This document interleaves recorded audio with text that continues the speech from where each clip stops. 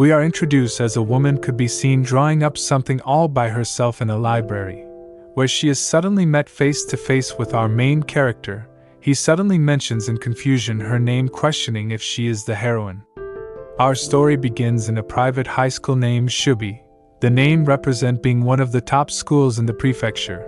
But also that's not all. Hajime is excitedly looking forward, as the love mav manga, which is extremely popular especially with the heroine named Aoi Akasaka, is rumored to be modeled after this school. With this information he enrolled without a second thought. Hajime Takashi arrived early in the school with a smile on his face, as he'd planned coming here 2 hours before the opening entrance ceremony. With an energetic mood he scours the school, praising it everywhere. He looks as if it's a holy ground. Although he still hasn't seen the main attraction, he pointed towards the resource room on the first floor of the south building, being a sacred place where Aoi-tan had her base operation just as mentioned in the story. He then wanders off where the resource room is. Upon arriving he excitedly opened the door announcing his arrival. But he is met with a short black-haired woman sitting, still writing something, which Kurokawa-tan seemingly looks at him with confusion. The room stood still in silence as Hajime mentions Aoi-tan's name, confusion her even more.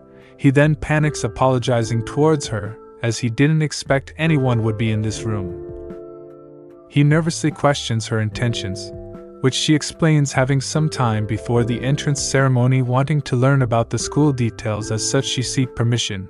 Hajime ponders of her being a new student that looks like the heroine on his favorite manga, although he suddenly gets questioned as Kurokawa wonders who this Aoi-tan is. Hajime subtly explained the name belonging to a character from a manga.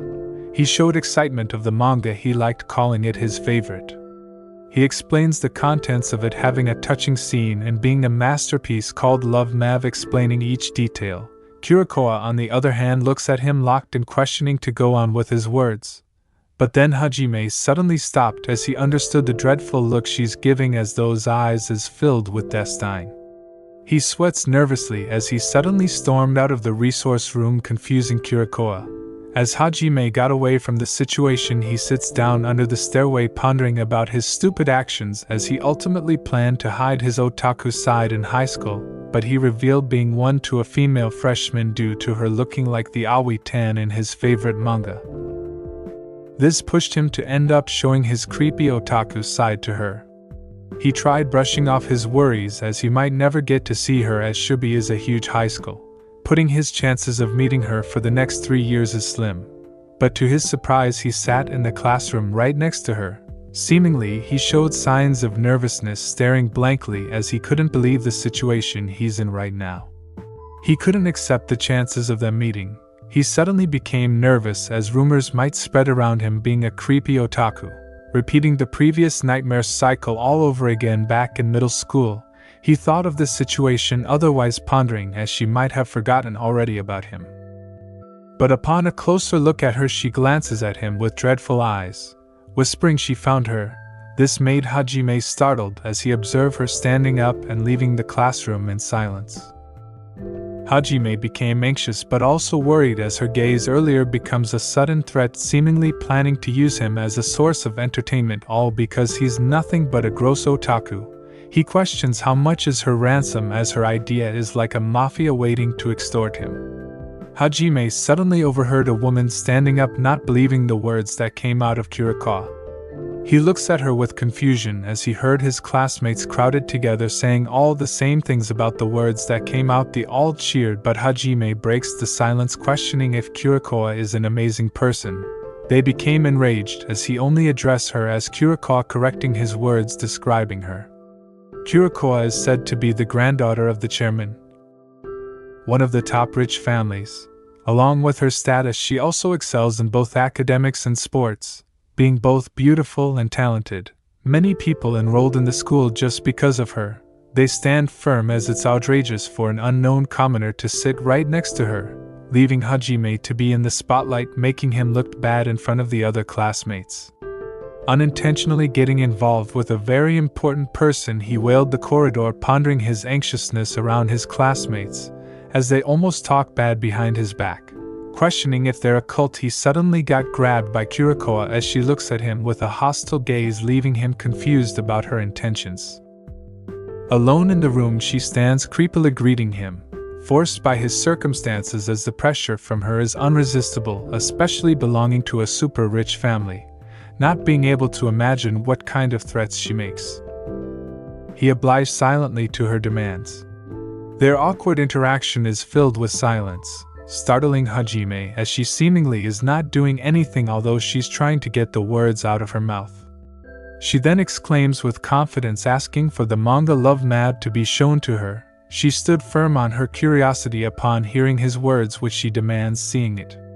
Hajime all along misunderstood her from the start, as her eyes from before wasn't full of disdain, but a person locked in and interested in his words. He responds to her demands, but unfortunately he reveals not having it on him right now. Although she seemed to misunderstood his words being full of lies, he tried calming her down by explaining bringing mangas to school is against the rules. Met with disappointment, Hajime questions if she likes the manga. She then revealed of never having to read on ever in her life, as her life is just a straightforward strict reality. Being the granddaughter of the chairman, she has to live up to their expectations, especially with her classmate. With this, she is forced to excel in her studies, leaving her to always hold back and try her best around them. But in reality, she wanted to have freedom on doing things she likes. And seeing Hajime act like without a care in the world, she became envious of his circumstances, as she also wanted to experience his carefree nature. But faced with reality, she can't, and not having any solution to it, she doesn't want to push him on doing it for her. Although thankful for listening to her story, she apologizes for dragging him, suddenly asking to keep things a secret, especially with their conversation. As Hajime understood this and is planning to leave, he remembered her words of wanting to enjoy manga. He stopped in his tracks, turning around to face Kurokawa, questioning if she wants to enjoy manga secretly. Kurokawa doesn't seem to fully understand his words, which he then took out his phone, wanting to lend it to her while at school, as he has it on the manga reading app. He questions her if it's alright, which she doesn't seem to mind. Although she questions this manga app he's speaking of, Hajime looks at her helplessly as she seemed to be left out and has a lot to catch up on.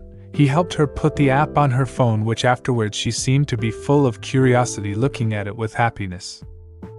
She couldn't seem to believe that manga is now appearing on her phone, looking like a child who just discovered the internet.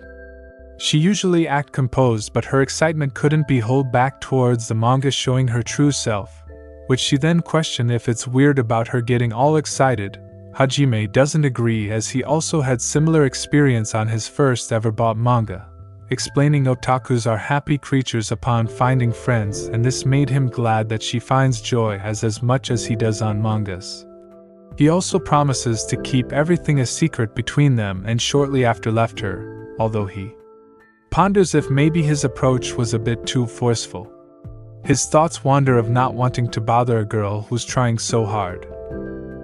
Although he seemingly stopped as he was walking by on the spot in Love Manga where Awita and the heroine stopped the protagonist. He looks at this as it's never going to happen in real life. He then suddenly experienced the same exact scene as he was stopped by Kurokawa correcting him, as she explains of being always alone. And being with him is night and day, enjoying and learning much from him, making her happy. She is grateful of enrolling into this high school.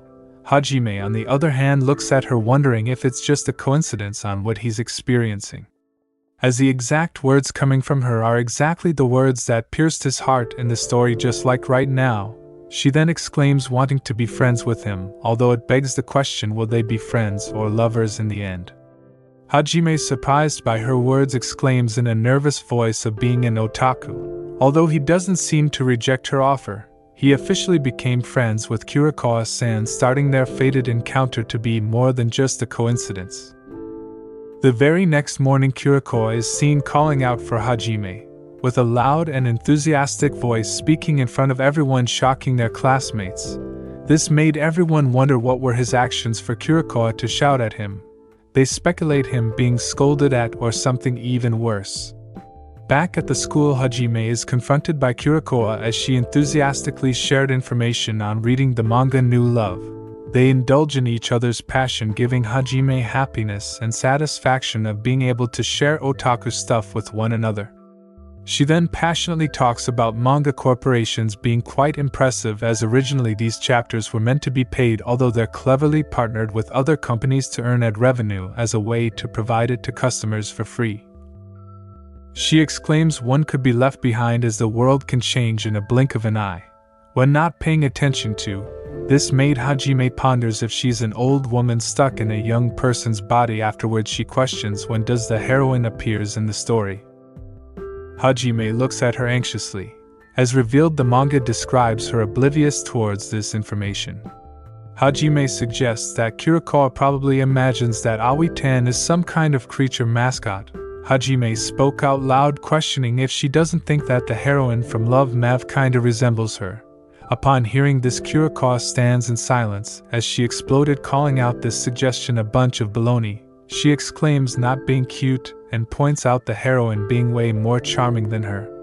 Hajime showed satisfactory as he is now glad and getting into the manga passionately, which made Kurokawa suddenly remembered Hajime's words of otakus being happy creature when they find friends that they could share and be themselves.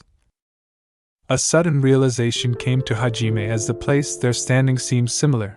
Explained in Volume 5, Love Mav is a spot where they exactly are, is the heroine finding the cherry blossoms, pointing out the mixture with plum trees. Hajime desperately wanted to discuss the topic at hand, although he tried his best not to spoil it to her. He suggests talking about it next year, but is suddenly interrupted as Kurokawa calls out as she pointed out the plum trees mixed in with the cherry blossoms. Once again she reenacted the scenario said by the heroine from the love manga. Kurokawa, oblivious to this information, smiles happily towards Hajime, making him get a nosebleed from the overwhelming experience. He then afterwards asks Kurokawa to share her thoughts about the second chapter, which shortly after 6 days the day has finally arrived as Kurokawa gathered enough points to read the chapter 2, vividly remembering Hajime's words from that day. As she was about to start reading, a sudden scream could be heard loudly in the hallway, shocking personnel inside. The butler then barges in with immediate concern, questioning Kurokawa if she's alright, which she assured of sleep-talking, brushing off the issue at hand. Left alone, Kurokawa is met with a scene she seemingly couldn't forget, facing a wall, questioning her next course of action. The very next day, Hajime is seen could be walking, pondering about Kurokawa's thoughts about Chapter 2, when he suddenly gets grabbed by a timid and anxious Kurokawa, asking for a moment. Inside, she started explaining about the next chapter, but her face suddenly gets red, asking if there are any lewd scenes after the initial chapter. Hajime seems confused as he couldn't have possibly read something on what she is describing. Kurokawa insists, showing a picture as the page showed the heroine's chest midly exposed, confusing Hajime as he questions the normality of this picture. He immediately understood Kurokawa-san's innocence, as she has absolutely no tolerance for even the most mildly erotic content. Seeing Kurokawa-san still struggle of looking at a mildly exposed cleavage in a particular scene, Hajime stood still, unfazed by her, assuring every page of the love manga to be completely wholesome on every chapter. Kurokawa-san couldn't believe his words, as Hajime didn't expect Kurokawa to have a strong reaction to even the most vaguely ero manga content. With this in mind, he's determined to convince her that it's not like that, wanting her to keep reading more. But suddenly she exclaims if she did the same undressing scene as the heroine. This made Hajime stood in a dazed, basking in the beauty of Kurokawa, which she panics, asking to not thought about it too much. Kurokawa never expect to be shown of a shameless scene in the manga, which upon seeing it firsthand made her exclaim weird noises. Hajime understood this as he became worried, seeing her circumstances on leading with her stopping to read love manga anymore going forward. With quick thinking, he explains about fashion magazines showing swimsuits and little cleavage, although she pushed the idea of those magazines being targeted towards women. On the other hand, love manga is also read by men, exclaiming the manga must have an ulterior motive. Hajime still couldn't calm down as Kurokawa is pushing her innocence, as some fashions do exposes some cleavage, but can't look at them due to them being naughty. Hajime doesn't have time to be fawning over things, as it seems really impossible to persuade Kurokawa-san that love manga is wholesome. With a will there's a way, he pushes his confidence, putting the last question if he himself is also filled with ulterior motives reading love manga and seeing those midly exposed cleavages. He exclaims, also changing clothes, exposing his chest, questioning if this makes him naughty. This caught Kurokawa confused, as Hajime seemed to finally get her wavering towards him. Seeing the iron is hot, he strikes, pushing the idea of the heroine just changing clothes, squabbling, as the heroine is a character who doesn't enjoy showing herself exposed to the opposite gender. Exclaiming that thinking something differently just by some little exposed cleavage makes her the dirty-minded one. Kurokawa waved in revealing her foolishness, as she insists discard her impure thoughts on continuing the chapters. Hajime is happy that he seemed to convince her of the idea, although shortly after the bell rang. But suddenly Kurokawa seemed to flung her phone towards Hajime, missing him by a few inches. Surprisingly, the phone landed to another person, which upon a closer look, a teacher is seemingly asking if this is her phone. Kurokawa became nervous, as she seemingly can't answer straight, but it's saved by Hajime, as he claimed the phone belonging to him. Being scolded by Kurokawa walking while he looks at his phone, he gets called out for being an airhead. The teacher exclaims, understanding his age of adolescence, as she winked at them, asking to not showing naughty things to women, leaving Hajime shocked and Kurokawa staring at him blankly. The three became silent as Kurokawa dragged Hajime back into the room, confusing the teacher, leaving Hajime to apologize and beg for forgiveness, as the scene was a bit naughty after all. He cried, showing tears, although still fighting for the innocence of love manga, as among otakus it is focused more on cuteness. He then promises any of it won't betray Kurokawa's expectations. Kurokawa kneels down, fully understanding the situation, as she expects his words and affirmation towards love manga, leaving Hajime filled with assurance. Upon returning the phone, she apologizes for the words airhead being pointed towards him because of her clumsiness. Hajime expresses gratitude and happiness, as he would do anything, even as far shielding her from those words. He seemingly rizzed her with his words. Being nervous, he hurriedly left, heading to the classroom. Being left alone, Kurokawa-san seemed happy, as no one could have expected the Riz gods to bless Hajime, striking her heart and soul. In the classroom, Hajime is pondering about any clubs to join. Although he seems to completely forgot about them, he reminisces their time on the resource room discussing manga, pointing out it wasn't really a club activity. He looks over his shoulders, wondering if Kurokawa would join any clubs. Pondering the loneliness it would put him in, he immediately panics, as he's seen himself too dramatic. As such, he can't let Kurokawa see his pathetic sides anymore.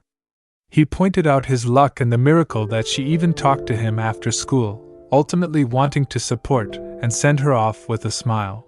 But unbeknownst to him, Kurokawa suggested opening up a manga research club. This completely stunned Hajime, as her secret of reading manga might get exposed to everyone, pondering if she changed her mind already. He ponders if she wants to make new otaku friends, degrading himself of not being good enough for her. Although with this in mind, he still wants to send her happily off to any club she desires. Hajime couldn't seem to get his words out of his mouth, as he apologizes for being surprised, as he didn't expect Kurokawa to be interested in that club. Kurokawa questions how to accept his words, making Hajime thought of something positive to say. With the immense strong feeling of pressure on him, she looks at her, making him think twice on lying with her. Although he seemed to question himself if he really has to lie in order to give her a positive response. With Kurokawa really wanting what she desires, he revealed not wanting her to join any clubs, with things being a couple of days having fun with each other. The thought of her straying away would make them have less time. Revealing his honest feelings, even though it might seem pathetic and selfish on his end, this words coming from him put Kurokawa happy, although she doesn't seem not have the courage to show her expression. With her back turned, she assured not joining any and wanting to spend more time with him. Leaving Hajime with fortunate news, she then immediately fell to her knees, as she was so relieved, making her lose strength in her legs, as she must be making a weird face, unable to face him. With her assurance of his opinions on joining clubs, she insists on going home, leaving Hajime to ponder that she only cared about his opinion from the start. Hajime called out to her, bidding farewell to see her tomorrow, leaving Kurokawa with a weird expression as she left happily with a smile on her face, seen by the people that looked up to him, although it still leaves Hajime to imagine the expression she was hiding.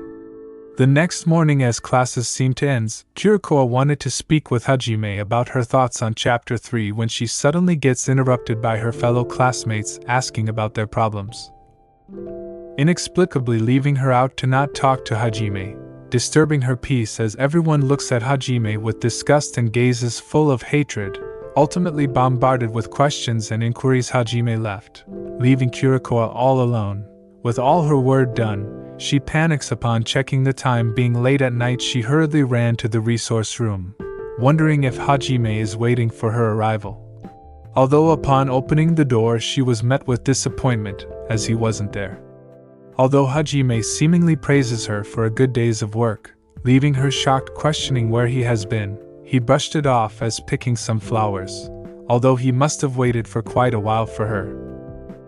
They immediately got interrupted as the school closing, leaving them with unfinished business as Hajime part ways. This left Kurokawa with a bitter taste in her mouth, as she couldn't talk to him properly. On the way home, Kurokawa still ponders as she couldn't handle the situation earlier a bit more smoothly. Her words made her butler apologize, misunderstanding it for his driving. Later she explained messing up and ended up wasting another person's time for no good reason.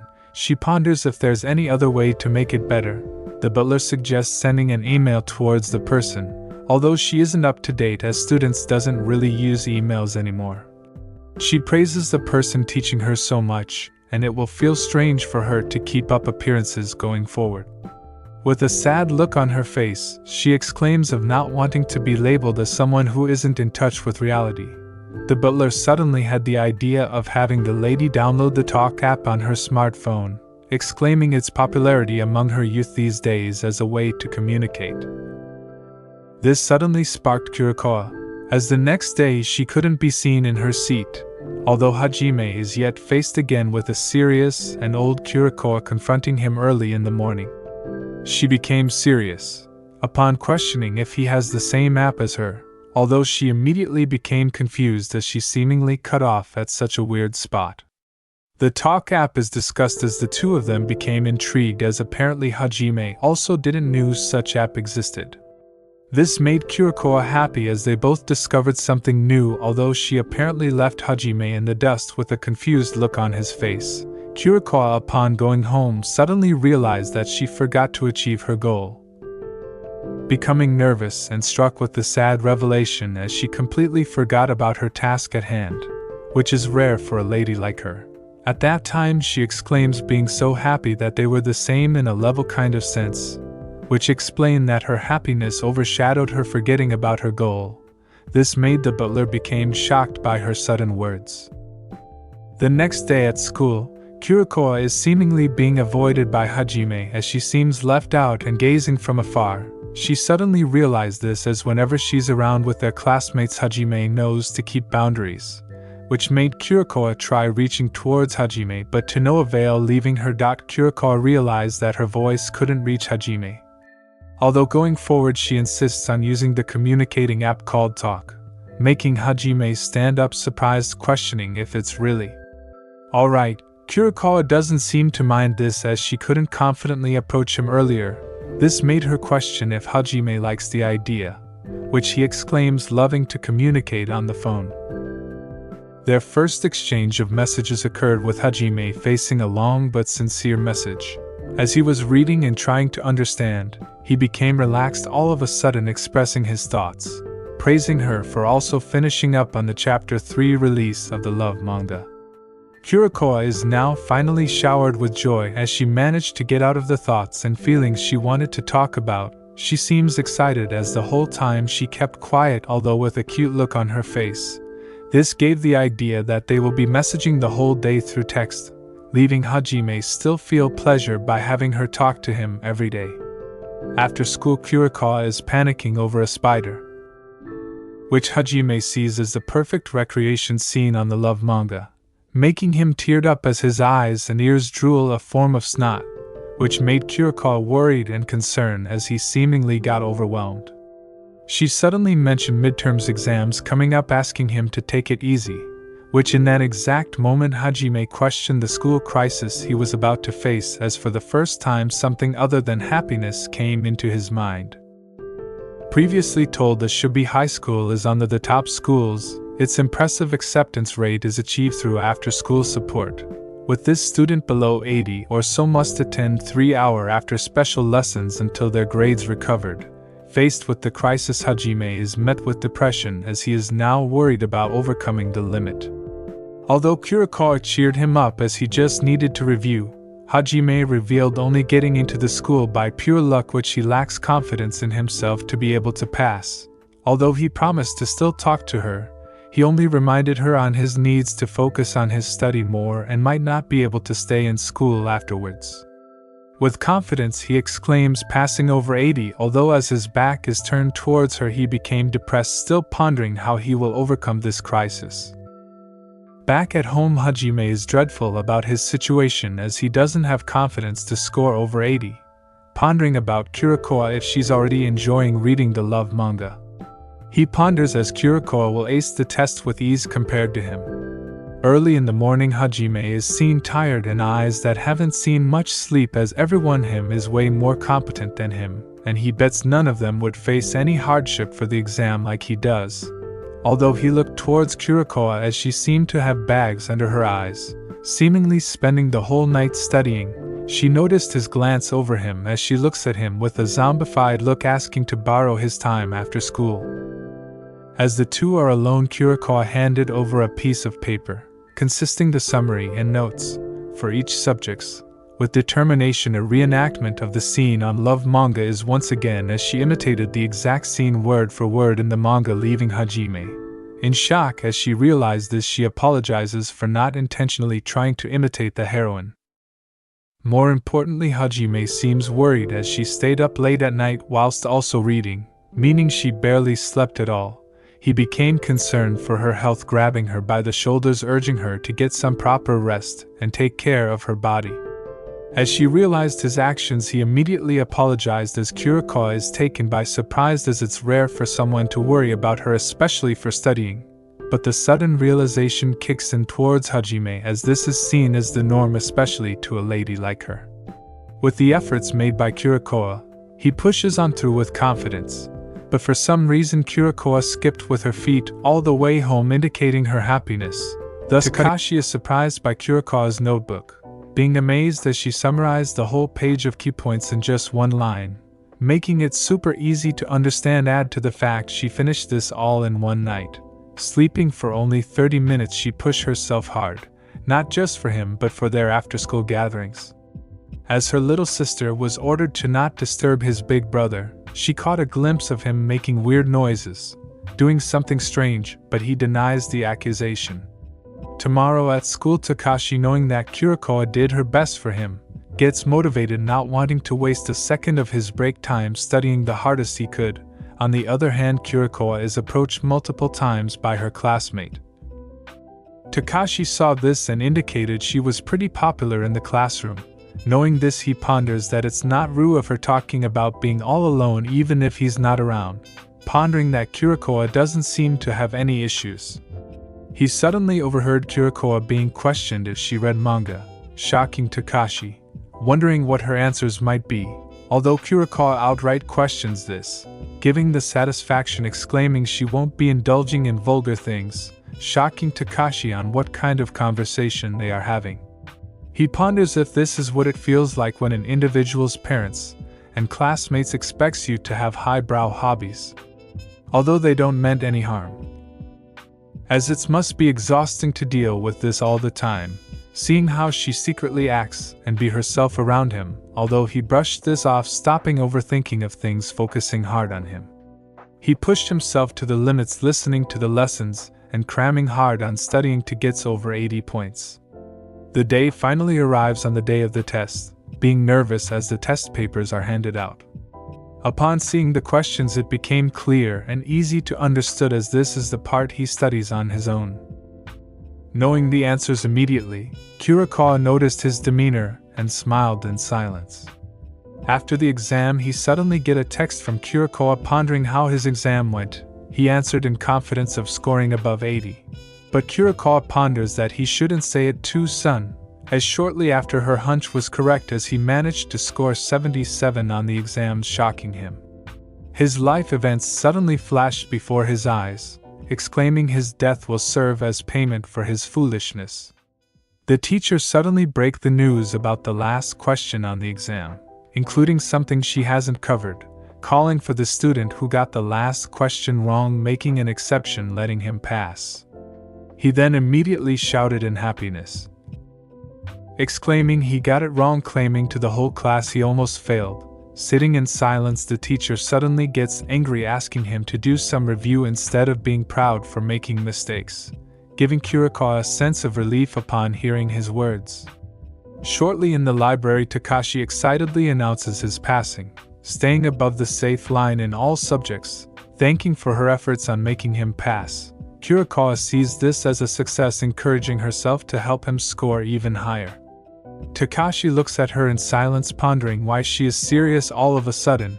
He questions her about the Chapter 5 of Love Math, which she excitedly revealed doing so, being so expressive, talking enthusiastically about her thoughts and opinions on the chapter. As their days continue happily expressing their thoughts, she immediately stood up, asking to go into the restroom. As she finishes her business, she suddenly gets called out. The twin-tail woman asks if she could have a moment of her time. She agrees but asks her to come down from the stairs. This immediately made her refuse, as it's not important, giving the weird creepy vibes. After she got back, upon opening the door, Takashi is slumped down half asleep with the notes on his lap. The papers fell. Seeing it, she picked it up, discovering it's the notes she made, seeing all of the hand sweat wrinkling them and the writing fading, indicating he used it so much, giving her satisfaction knowing so. As he was asleep, she thanked him for all his hard work, being thankful towards him as for the first time in her life she actually looked forward to after-school activities. Being thankful for putting in so much effort in her showing her affection grew. She went ahead and admit of just kidding with her words, but in reality it all came from her heart. As Takashi-kun wakes up from his sleeping, he gets worried if he was talking weird in his sleep. Kurokawa confirms he wasn't weird talking in his sleep. Takashi suddenly mentions about the Love Math manga celebrating its 10th anniversary fair at the anime shop. He enthusiastically talked about securing stickers and buying collections. He planned on going next Sunday, but Kurokawa suggests if it would be okay joining him that far. This shocked Takashi, as he never expected she would initiate joining her, but with that said, there was no reason to refuse her request. As the day arrives, Takashi is waiting at the mochi tree to meet with her. He ponders about his looks, not being conscious about fashion at all. He ponders what kind of outfit Kurokawa would wear, as she seems the type to go out with fashion in mind, as in the Love Math the main character went on her first date with the protagonist wearing all black, but he doubts if she would go that far. He suddenly looks at his phone for women's fashion, seeing the no pants style becoming the rage. This ultimately gave him a shock of worry, as there is a slim chance that Kurokawa might show up in this outfit. Out of nowhere, he gets called out. Seeing Kurokawa, he breathes a sigh of relief, being glad to see her show up in normal clothing. Takashi, seeing her, looks like the main character. He finds her cute. He seemingly mentions her name, but is stopped by Kurokawa as she insists he must not say her name as much as possible, as she doesn't want people around her to notice her, indicating the trouble would come if people knew she was with her. Although she denies this reasoning, as it's fine for her being with him.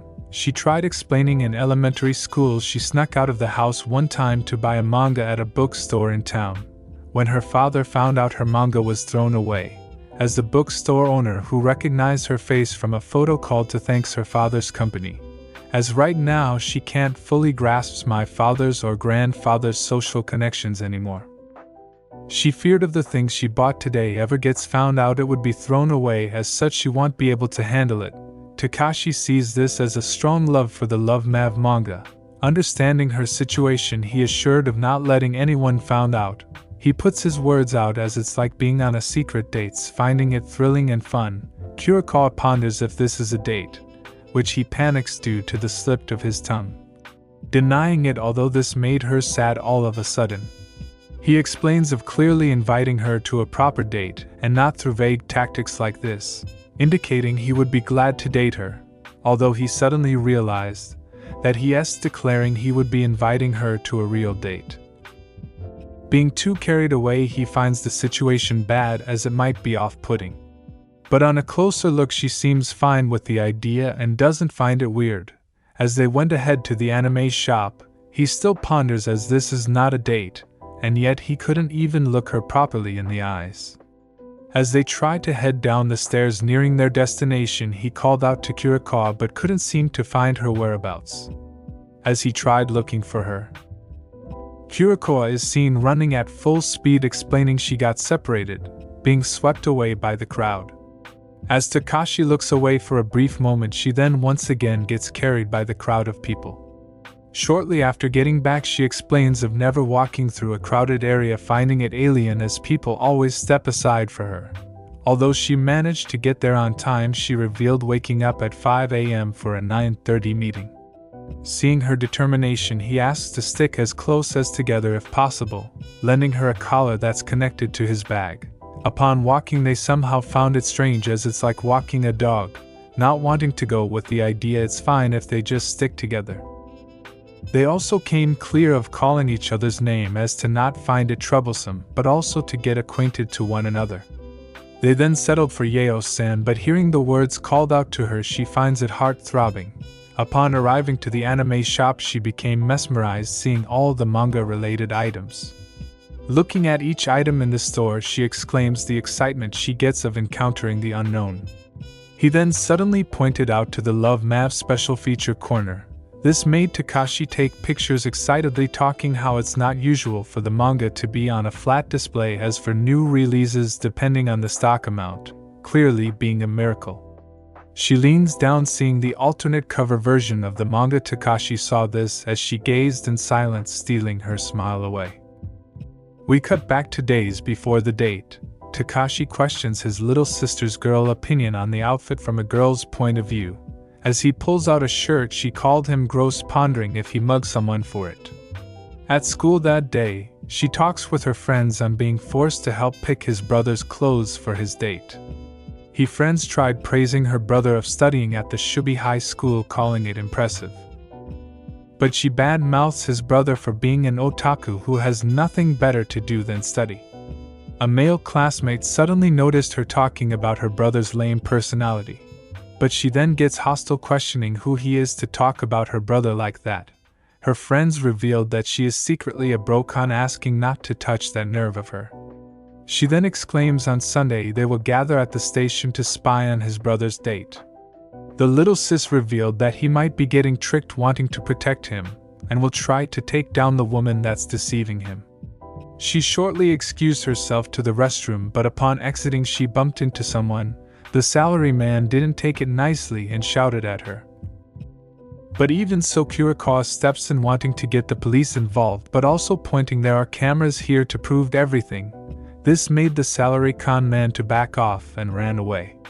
The little sister became enraged, which Kurokawa revealed seeing the man in front of the restroom wandering back and forth, keeping an eye on his actions. She thanked Kurokawa for helping her, revealing that waking up at 5 in the morning for her meetup is worth it.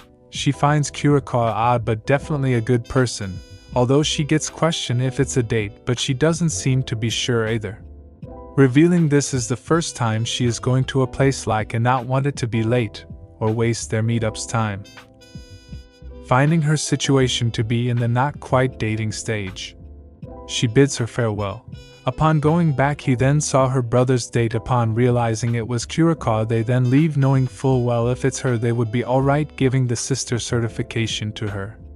Back to the present, Kurokawa is still mesmerized as she realized the alternate version of Love Mav was the one book that she absolutely got from the bookstore from her childhood. This revelation shocked them both, as it was apparently she judged manga based solely on their covers, not realizing up until now. She then excused herself, asking to wait outside, leaving Takashi alone to ponder, as she remembers the flashback of having her manga book be thrown when she was a kid by her father, destroying her happiness. She then immediately wonders, even though it was indirect, she was once threw the manga away, not having the rights to enjoy it, almost pushing the button to uninstall it.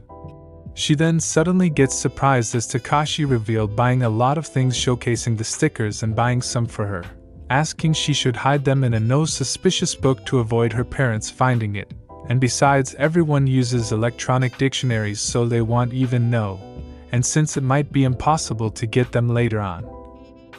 He buys her a copy of the alternate version, although she tried rejecting this as it might get thrown away and not having to bring herself to read it anymore. But he then called out that giving up on reading out of guilt is a waste, and seeing as how much she enjoyed the manga, it won't be judging her for her past actions. Seeing as to how she would be able to find enjoyment reading it even in secret, he would hold on to this as a sort of wish, asking if the day comes when the Kurokawa-sama can read manga freely without worrying others. He hopes she still has the passion and encouragement to love reading mangas as much as she does now. Wanting to wait for that day to truly come, he hopes they still continue to be close enough so he could gift it back to her. This suddenly made her teared up, showcasing her happiness, being thankful and glad she met Takashi-kun, asking until the day comes she asks to take good care of it. Although she insists on paying for it, he then doubles down, giving it as a gift, exclaiming of going all through the trouble to look cool, and it would be all for naught if she paid. At that exact moment, he still didn't notice the change in Kurokawa-san. Shortly after, they took a seat at a restaurant, and seeing the great opportunity to cool off. Although she ponders how did he knew she was feeling under. Although it's obvious from the start, as they were walking around she became looking more and more like a boiled octopus. This made him hope that she would at least wear something lighter, but he became mesmerized on her under the hood. She ponders if her outfit was weird, as it's her maid that usually chooses for her, revealing the outfit to be her personal choice today. After a while, he questions if it's alright calling her on that nickname, as it might be troublesome if a classmate finds out. She slowly affirms it's fine to do so, as she doesn't think she will ever meet people from over there again. He then expresses his greatest condolences, giving the misunderstanding that the people she was referring to have passed away. She explains her past, as in the first grade she completely ruined her school life once, as in elementary her parents had her attend an elite private academy. Being so naive about the world back then, it wasn't guaranteed that everyone shared the same thoughts or values. As such, her parents were usually very generous and let her spend freely as long as it's not for frivolous things. This made her spend her money however her classmate wanted to just be liked by them. But one day suddenly, she realized that she failed at building relationships, as her classmates called her out for being stingy. Takashi finds this troublesome, as compared to him he made a pillbug rice bowls, getting scolded for it. Kurokawa later on found the whole situation turned into a big problem later on, which she fled and transferred to a school in England where no one knew her, which she got the nickname Yoi-san and wouldn't be an issue if used in Japan. She then happily talks about having someone other than her family buy something for her, making her happy, as it's her first ever gift. She cried so much due to the happiness. She then excused herself for a moment, leaving Takashi to ponder, as it made his heart feel heavy from all the weight she is shouldering ever since then. Knowing full well himself there is only much he could do, but no matter how hard it is, he still wants her to smile. Kurokawa in the restroom finds her eye a bit swollen from crying earlier. She ponders if Takashi-kun saw her ugly face, indicating that it's a good thing this wasn't a date. She then suddenly mesmerized on how cool looking and matured he was back there. Back at the table, he reveals not being mature at all and just used to eating alone. Going to ramen shops and wanting to eat pancakes at a stylish cafe has been one of his dreams. Add to that it's hard to go in alone as a guy. They gladly agreed of going to choose this place to try out new stuff. He then questions if she has time after this, wanting to stroll around the place for a bit. spending their day off, doing things together, and having fun. But in the end she realized she was this happy due to Takashi being by her side. As the day ends they soon see parting ways, revealing that it's Kurokawa's first time using the ticket gate, clapping for her success. Takashi soon see her ticket and insisted on going to the nearest station with her, worried for her safety. In the end she accepted. As the train is arriving she seemed to reach out as Takashi grabbed her hand, not wanting to be separated. In the train they only stood to each other. As their heart beats faster than usual, they arrived at the station sooner than expected. Upon going out of the train, Takashi let her hands go, seemingly making her not felt the connection of physical touch. As the day reached an end, getting ready to part ways nearing her exit, she pondered if it's selfish to think this way, as she doesn't want the day to end yet. Takashi suddenly speak up, revealing of not having spent a day off with anyone other than his family. Seeing their time together was fun and not wanting it to end, he thanks her for her time. She then also revealed that it's the same for her, but she suddenly noticed her butler standing, giving her a shock at his appearance. Takashi questions what seems to be wrong. She pointed out the person standing over the butler who always takes care of her, but revealed that she didn't notify him, wondering how they managed to find her whereabout. He immediately understood the whole situation, as this is the part where he gets caught for sneaking her out and receiving one hell of a scolding. Takashi ponders to confirm if he looks angry, but upon a closer look he is absolutely furious about the situation. Seeing as how he made an enemy of the Kurokawa family, he confronts them, wanting to figure something. As they approach him, the butler's words struck him like a moth to the flame, or something, pondering if it's just that. Kurokawa questions if he was waiting for her return the entire time, although he denies this. Her butler revealed of tailing her for her walks since 5 a.m. Takashi apologizes as it was him who dragged her around. The butler affirms if she were forced to spend time with him. She then revealed she was more than glad, as it's the opposite of force, coming here with her own volition. The butler understood, finding no malice, although they are worried about her father, but he reveals being entrusted with the lady's care and don't feel the need to report her mere walk. Seeing this, they felt a sense of relief, seeing as he was angry before ultimately denying this. As Takashi handed the stickers to her, parting ways, they bid farewell, making Takashi exclaims of saving even more and more research, asking to another date, giving the statement that there would be another time they will get to spend their day off like this. She exclaims of wanting to look forward to it, wearing something stylish, knocking his socks off. Takashi is left questioning this, but her butler finds this to be something different. The butler in the car shortly after points out she is a woman and be careful of men being wolves. He then ponders if she had fun today, talking about the pill bug rice bowls being an exquisite dish. In school, Takashi is called out by a fellow classmate in front of him. Takashi is surprised by their different treatment of him, giving him the weird feeling something is a bit off. Even after school, the teachers seem to notice him and gives him chores like taking out the trash. He seems to question the circumstances but doesn't deny their request. As he looked around, he noticed a lot of people in remedial classes. His teacher approached, explaining that they set the passing score pretty high. With this, it's evident that the first year midterms usually consists most students needing this class. She suggested that they let their guard down after getting into their chosen high school, as not many students can approach the tests like the entrance exam. His teacher smiled happily. Takashi seems confused, although it's revealed that his classmates and the people around him treated him differently, as the test was tough, making most people barely pass even after cramming like crazy. Despite this, he cleared every subject, complimenting him for the achievement. This resulted in people not looking down on him anymore. Takashi finally understood the weird feeling he was getting earlier. With middle school being different from high school, here if one shows results, people will acknowledge for it, thus meaning everyone has seen how hard he has been working. Takashi almost cried with tears of joy hearing this, pondering that she almost sounds like an actual teacher. The sensei immediately grabbed hold of him, exclaiming that he must make sure succeeds, so she could laugh triumphantly. He became confused with her words as she exclaims that so many people who look at their remedial system mocking them.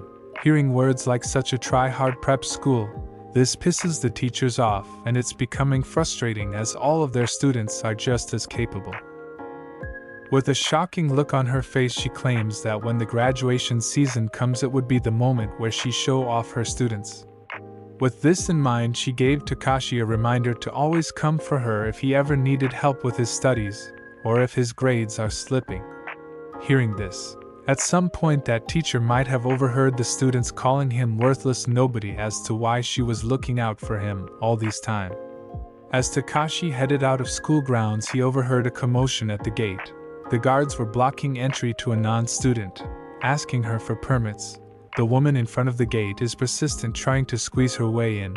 The woman then suddenly called out for Takashi as he identified as a first year. She then exclaims to hand over the boy named Takashi. Takashi became surprised hearing his name.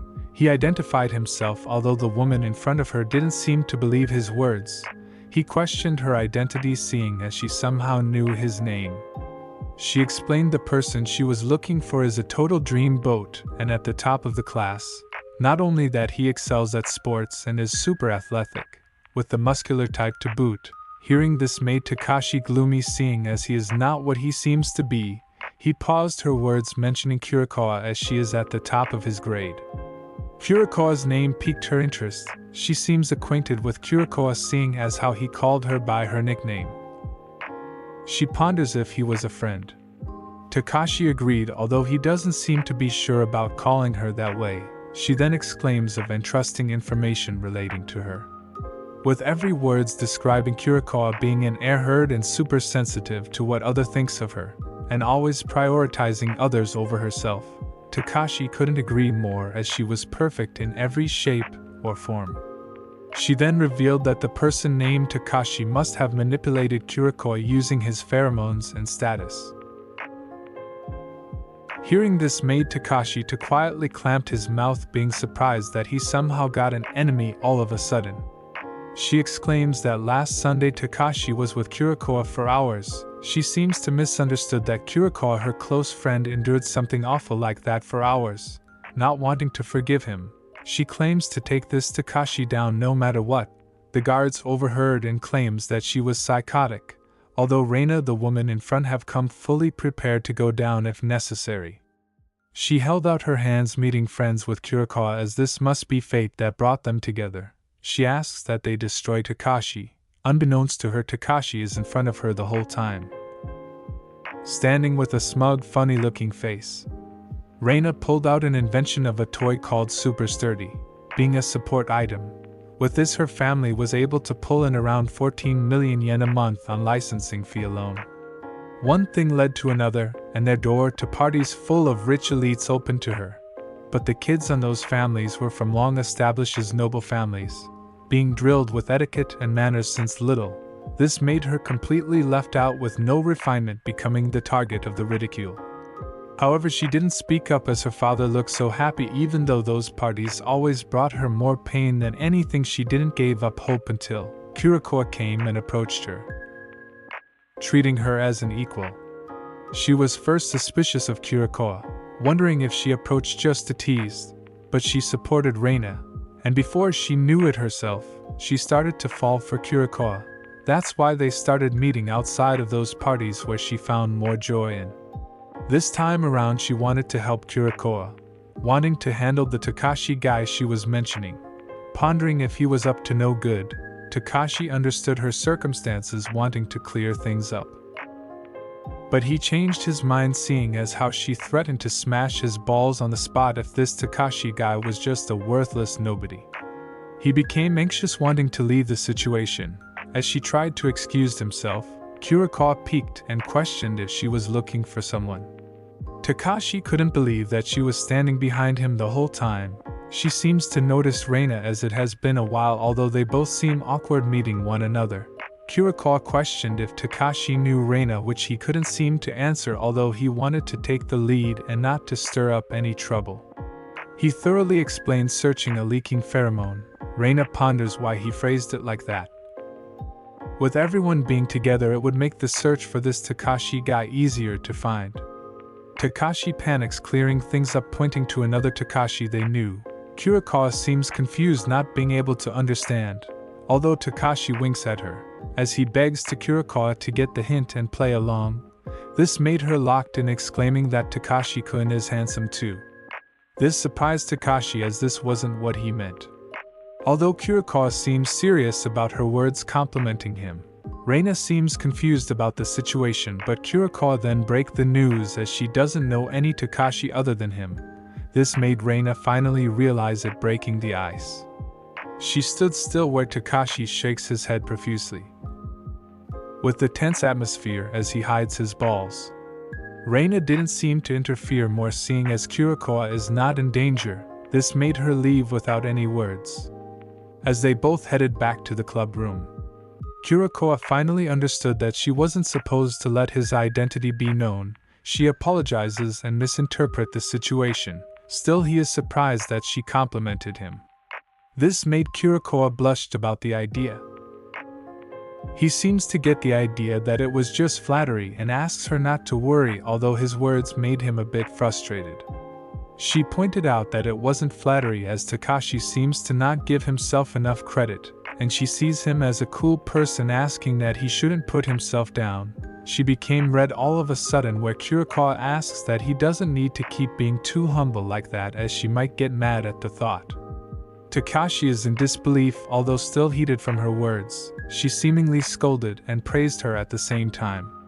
He asks Kurokawa to clear up the misunderstanding with Reina-san. She seems to look down, all gloomy, apologizing as she accidentally deleted her contact information. Takashi didn't question this further, as later that day they parted ways. He seems to not go home in defeat, as the Kurokawa complimented him, calling him handsome, taking the win for the day. He never seemed to get a compliment from someone else except for his family. He never felt so amazing in his entire life, exclaiming that it's the best day ever. As he was happily getting out of school, he seems to run into Reina-san. She finds this a coincidence, asking if they can talk for a bit. But without hesitation, my man ran for his life. He doesn't want to get his balls crushed, as she announced earlier. Reina cleared up the misunderstanding, exclaiming that she wants to apologize for jumping into conclusions, believing what she heard without thinking rationally. She noticed that Kurokawa being at more ease as she entered high school, and could tell right away that he built a good relationship with her. This made the idea of him non-existent, and this time she wanted to ask something of a favor. The two headed over to a karaoke, as Reina doesn't want anyone to overhear their conversation. Takashi, on the other hand, is troubled, seeing as how he only can afford 30 minutes. Reina went with free time, going all in. He seems confident as he is able to be fined in affording the student discount, but to his horror he came short for the fee. This made him sweat with nervousness. As they headed in, Reina laughs for the situation, as she will cover all of the expenses, not only that he could order whatever he wanted and be treated to a fair home. Takashi seems wary, as there is definitely some kind of catch here. Reina assured him as she doesn't have any ill intent.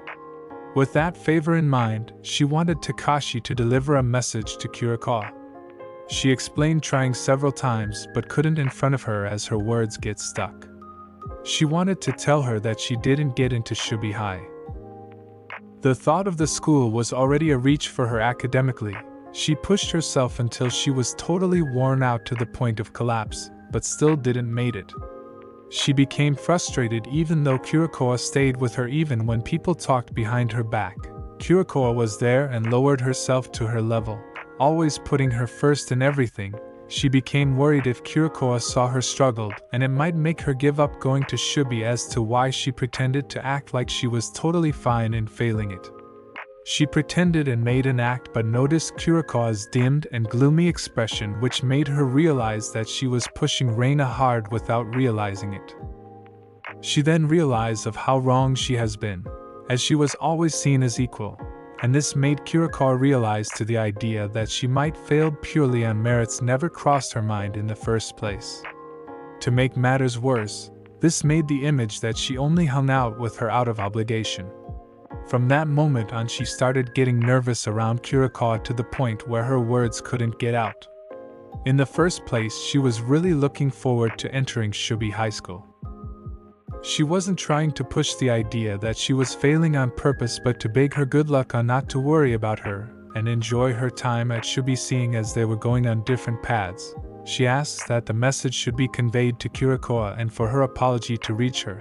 Takashi understood the story but declined the favor as he can't help her. As he was about to continue, Reina cried profusely out loud, leaving Takashi to not know what to do of a crying woman, although I would offer her water.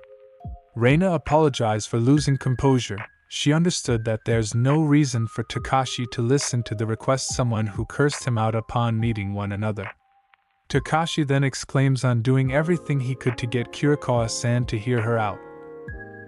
He understands how hard it is to talk to someone you feel like a wall has been formed before. However, he pointed out if someone else speaks for you, those feelings won't be the same height, and doesn't want either of them to go through that, even though she doesn't seem to be able to express her apology properly. Takashi assured that it doesn't have to be perfect, as Kurokawa would never treat someone insincerely if that individual is honest with her. Reina realized this as we flash back to the time Kurokawa talked to Reina. Kurokawa expressed her hate for people blindly believing bad things people say about others. Reina and her family is the opposite, as they thank the doorman. That is where Kurokawa wanted to be friends with her. And on that day, only the Nishizono families and the Kurokawa family thanked the doorman. With lots of people who can't manage that much, she only cherished people who face everything sincerely. That part of Kurokawa made her fall for her. As they bid farewell, Takashi became curious about their plans being leaked last Sunday. Reina exclaims it coming from a friend whom she thought was one, but apparently that girl investigated Kurokawa. This made them realize that when lying, adding 10% of the truth makes it more believable. She wonders if there are people who are jealous of her closeness towards Kurokawa and trying to sabotage her. It seems like she has fewer people who can she really trust from that point. Takashi exclaims of doing his best to support the setup, as their efforts will surely bear fruit. As Reina had Takashi take a cab and pay for it, Reina exclaims that if any other guy approaches Kurokawa, they will crush them on the spot, and their balls. Hearing this shocked the cab driver. He finds high school girls these days to be terrifying. With the responsibility of his job creating to build a bridge between them, it is now up to the two of them to settle. Even though the first day they met he was faced with Kurokawa being always alone, this time he carries the responsibility to let her know that is not true.